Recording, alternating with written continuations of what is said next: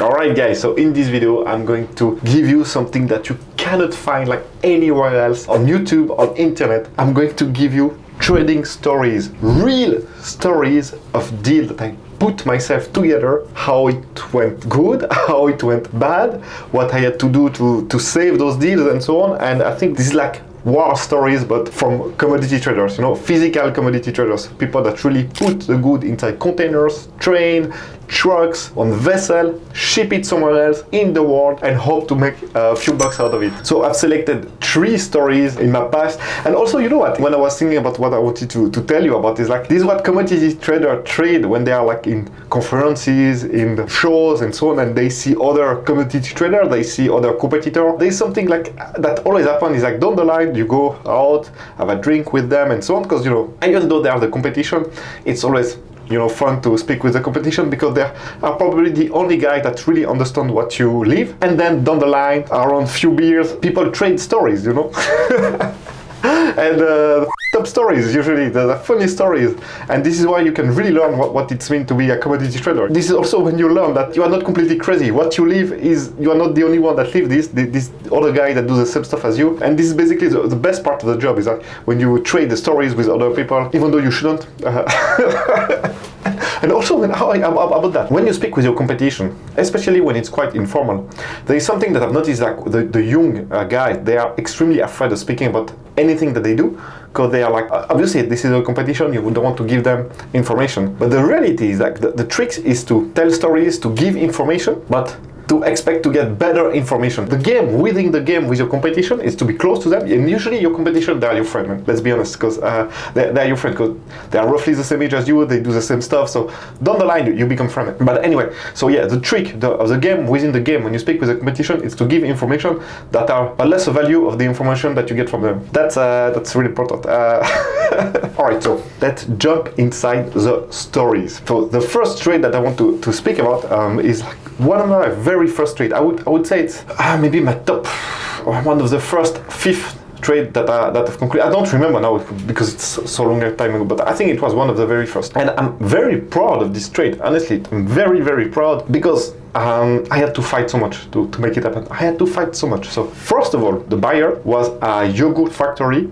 in Ivory Coast. And back then, you know, I was slowly transitioning from operator to trader. You know, my boss back then, she didn't want like spend money for me to travel, you know, so so I had like no way to, you know, to know who are the big importers in Ivory Coast of milk powder, because this is the thing that I used to trade, milk powder. But I remember that I found that company on Facebook, because, you know, they had no website back then. And then I saw like a phone number, called that phone number, and then I ended up at their reception. Basically, just like that, I was speaking with the head of procurement, and it was a very, very nice lady from Lebanon. I mean, if you know Ivory Coast, there's a lot of Lebanese there.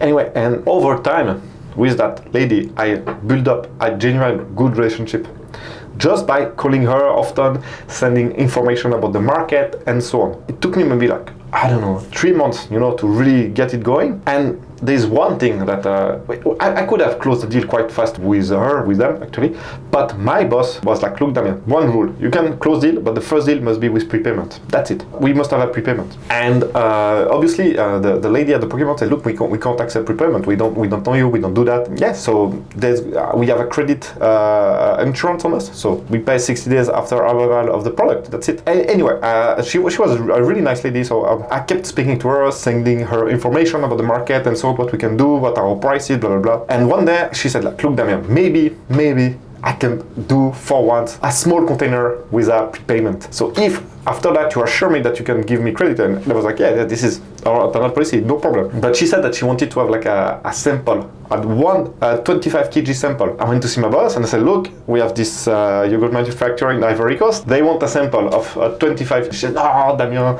it's too expensive, blah, blah, blah. Sending 25 kg bag from Switzerland, because we wanted to buy the skim SMP from Switzerland to Ivory Coast. Then I was like, okay, I'm not going to take no for answer.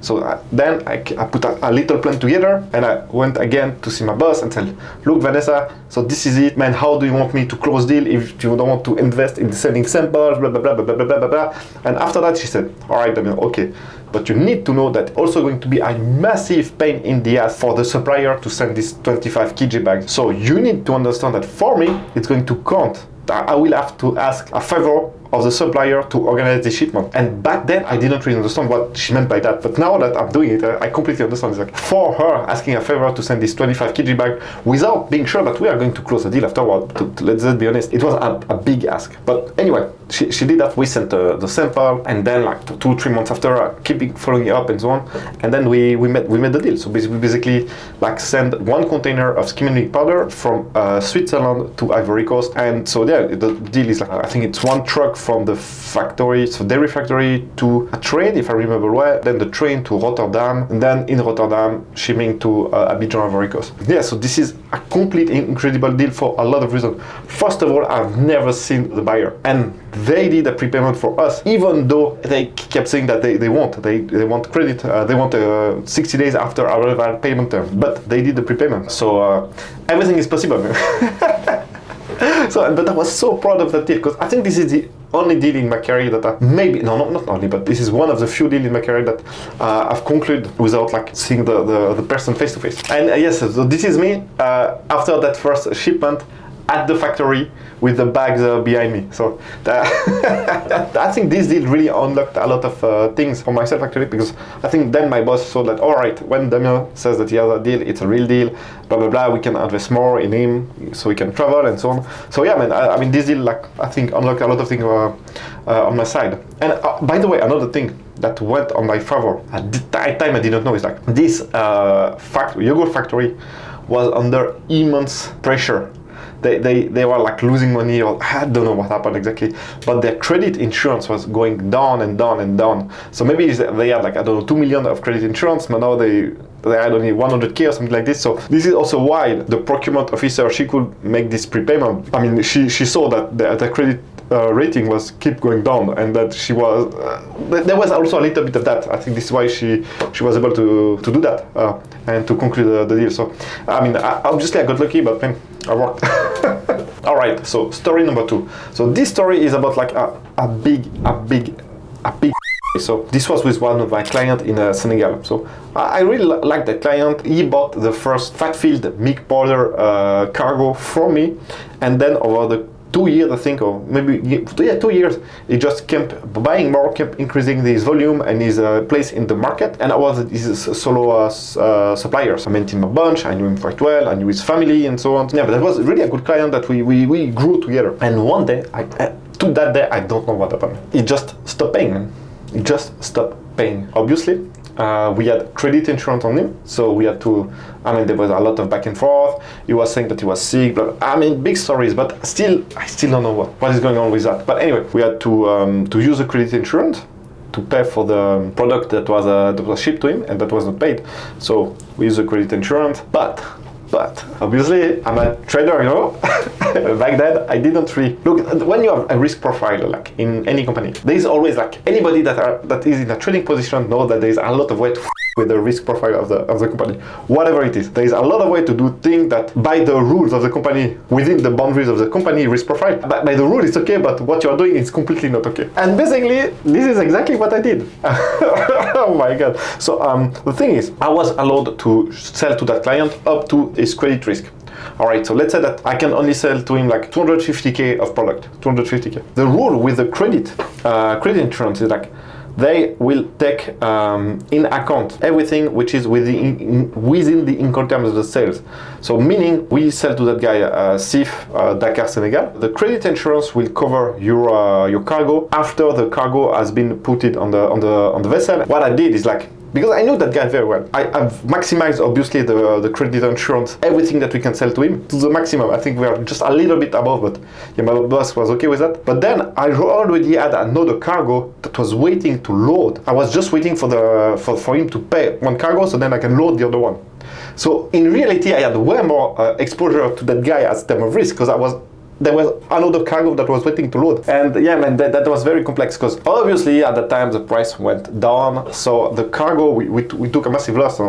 We had to take a massive loss on that cargo and so on. And I think I was a bit young. We could have handled that 2,000 times better right, than what we had. It's also the guy didn't, another thing, he didn't pay, but he never said that he was not going to pay. He said, yeah, it's arriving. So you are always asking, okay, maybe we should just load it and then wait for him to pay. Because, I mean, he's been a good client for 2 years, so you don't know. I mean, retrospectively, that was not a clear cut. So it was a big so, and then finally the cargo arrived, and then we had to change the consignee on the BR destination to sell this cargo to someone else. That was very difficult time. I know I'm laughing, but that was very difficult mentally for me, like and on my job. And then right after the story, just change job actually. Training story number 3. So this is a story that if you download the brochure on the Chemie and Commodity Academy, there is like automatic email that you should get. And this is a story that I've already explained in those emails. But let me give you this story because this is crazy. I mean, this is crazy. So we sold a cargo to a client in Niger. I think this is it was a new client, all right, and Niger, there is no credit insurance in Niger. And when you sell to Niger, you need to use Lomé, Cotonou, or even Accra as a port to then goes to Niger. We sold to that guy Sif Cotonou Benin. It was a new client, say, look, no problem, we can sell to you that cargo, you need 30% prepayment. The guy said, yeah, okay, no problem. He sent the 30% prepayment. I don't remember exactly the value of the cargo, I think it's maybe 100K, something like this. So the guy sent us 30K, and then we shipped to Cotonou Benin. And cargo was about to arrive. We sent all the documents to his bank in Niger, because the balance of the payment, the 70% of the payment was cash against document to his bank. So he has to pay 70% to his bank to basically get the cargo. So we're waiting, cargo is arriving, calling the guy not answering. Then he answers, yes, I'm sorry, I'm traveling, but I cannot make the payment now, I'm traveling, I will be back in the Niger, then I will do the payment. And this is not really weird, because usually, in Africa, those type of small buyers, they are the only one that can basically make payments, because they don't trust anybody else in their company to have access to the bank account. So it is not really completely crazy that the guy had to be there to do the payment. But anyway, so this is what he said, and we were waiting, and with when containers are at a port, there is like what we call demurrage. So every day, demurrage and storage fees. But anyway, every day you need to pay more to basically get the containers, because this is like the demurrage fee. Finally, he said, yeah, I'm back, no problem, I'll do the payment. Then nothing arrived.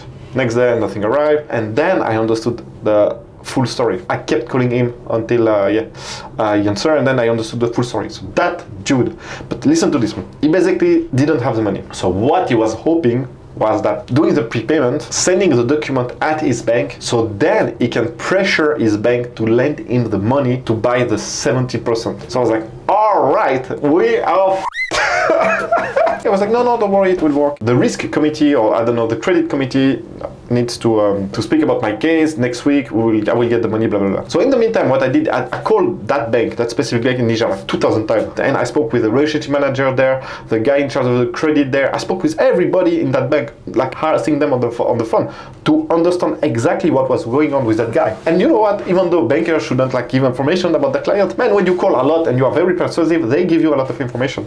And what transpired with my call directly with the bank is like, he was not going to get this credit because he already up with the bank back in the day. So I was like, whoa, right? So this is dead. And there's another point that was very important, is that in Cotonou Benin, after 120 days, I think, maybe it has changed, but back then I think it was 120 days, or maybe, I don't know, like after a few months, the custom sees your cargo. And then obviously they just steal the cargo from you, and then you lose everything. I was like, all right, so this is completely first thing, I need to find another buyer. I've done a bunch of business in Cotonou Benin, I knew some people there and so on. So then I was like, all right, then there's a potential buyer here. Good, so this is already done. Obviously, market has dropped, so we would have taken a big loss. Then there was another thing that I was thinking about doing, is that re-exporting the cargo, because I have better buyers that could buy at the better price. But the issue with that is like, then I learned that to re-export a cargo from Cotonou Benin, you had to pay import taxes, you had to pay all those taxes, which made no sense. But I mean, it was like 25% of the... Alright, so then this impossible to re-export the cargo, maybe resell that there, but you still need to have authorization of the consignee to... I mean, it was not easy. But the guy kept saying to me, yeah, don't worry. I kept hoping that he would get this credit. The credit committee at their session, no news. I keep calling the guy, he doesn't answer. Then I call the bank. The day after I called the bank, I asked the relationship manager, like, okay, did he get his credit line? He said, no, he didn't get it. The credit committee refused it. Like, all right, I'm completely So what we did is like, we instruct our bank to send a SWIFT to the bank in Niger, and in the SWIFT they say, please send back the original document. Because mind you, all the document, the original BL and everything, was in Niger at the bank. So I couldn't do anything. I needed those documents if I wanted to re-export or resell to someone else. So we sent the SWIFT, nothing happened. Again here, nothing happened. The bank did nothing. They didn't move, they didn't answer, they didn't do anything. I called them and say, yeah, we don't know. We've never sent back documents, we are not going to do it. Man, I was like, okay, all right, man, I will get those documents by myself. First thing, take my passport, go to get a visa, because I need a visa to go there in Niger. And I was like, man, I'm going to get those documents by myself. I'm not going to get my cargo seized by some custom in Cotonou, Niger, because of that guy. But in the meantime, the buyer keeps saying, like, don't worry, I will get the money, don't worry, I'll get the money. I'm like, no, my man, you are ruining my life. And at the time, man, I think I was even like in vacation with my wife in Croatia, very nice place and so on, but I was extremely stressed, awful moment. Anyway, yeah, I was waiting for my visa to go to Niger to get the document by myself. I would have found a way to get them, no worries. But then the client called me, he's like, look, man, all good. I mean, what?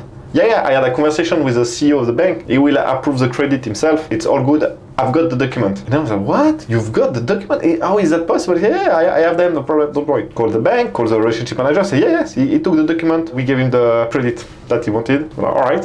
And then after like, I don't know, 10 days, we got the wire. I have the 70% balance from the bank, and that was it. Crazy story, man, crazy story. So you think that when you ask someone to send you 30% of the value of a cargo, man, you would expect that the guy has the 70% somewhere else in his life. And that he was not using your cargo as a leverage to his bank to get some credit line. Mind you that this guy already like default on that bank like 2 years before, man. Anyway, crazy stories, you know. So this is why this is a incredible job. And if you want to shorten your lifespan because of stress, this is an incredible job. But yeah, so that was it. That was my three trading stories. What do you think about it? Right below the video, your comment. And on that note, if you want to break into this exciting and thrilling world of commodity and shipping, click the link below this video and you will end up on the Shipping and Commodity Academy, and you just have to download the brochure. And that's pretty much it. Ciao.